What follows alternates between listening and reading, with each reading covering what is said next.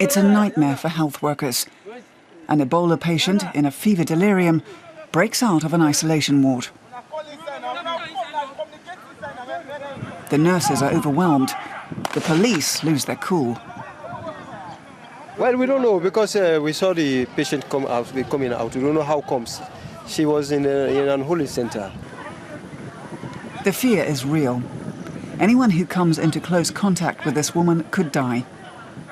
Finally, health workers in protective suits managed to carry the woman back to the isolation ward. The Ebola Centre is still partially a building site. We're told off the record that there's a shortage of important basics. Even the chief doctor makes no bones about it. For now, things are a little bit chaotic because we just opened the centre last Friday, and things are going on slowly for now. Experts estimate that in Sierra Leone alone, up to 1,000 beds are still needed in Ebola isolation wards. And international aid is slow to respond. Only a few organisations, such as Doctors Without Borders or Cap en Amour, are involved in building such wards. Together with local experts, German Dr. Gunnar Urban is designing an isolation centre for Ebola patients. The ward is to be divided into 3 sections. That's crucial for patients and health workers. The first section is for suspected cases of Ebola, the second for probable Ebola cases, and in the third area we'll have the confirmed cases.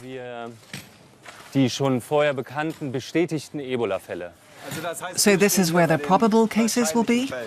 Exactly. It's important that we differentiate because we can only carry out the blood tests to diagnose Ebola in a full-body protective suit to avoid risk to ourselves and others.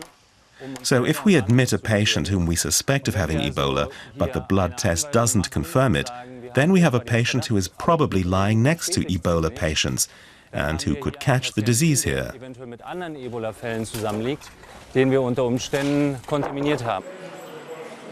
Many regular hospitals in Sierra Leone have completely shut down. Medical staff and patients are worried that people infected with Ebola, who should be in isolation wards, could infect them. It's a further catastrophe in a country where thousands of men, women and children are already dying of treatable diseases, such as diarrhea or malaria.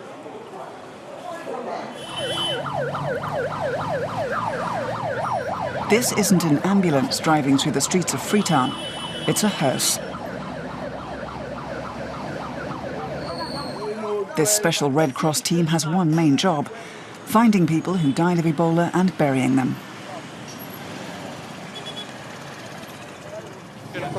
The Red Cross works together with Sierra Leone's health agency.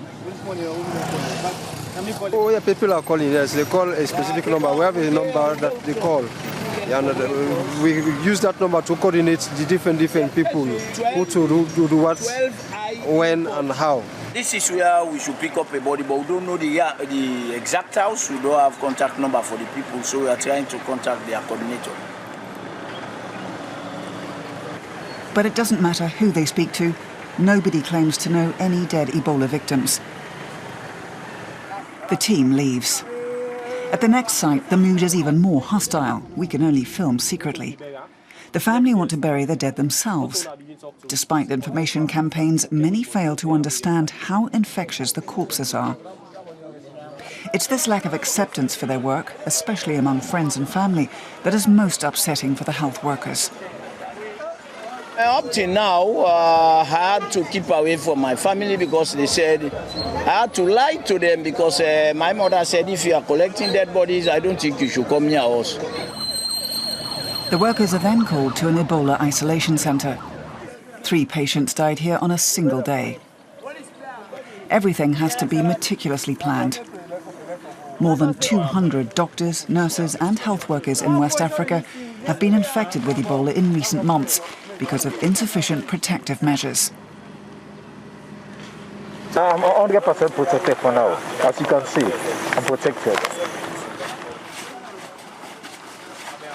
Now they can transport the dead bodies away. For relatives and friends, not being at the funeral and not being able to take leave of their loved ones is painful. That's one reason why many people distrust the health workers, though they assure them that the dead will be given proper final rites.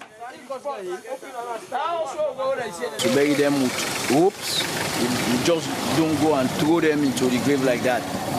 We give them their last respect and bury them with dignity.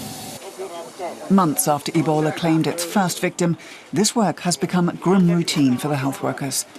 But they don't want to give up hope that one day soon it will be over.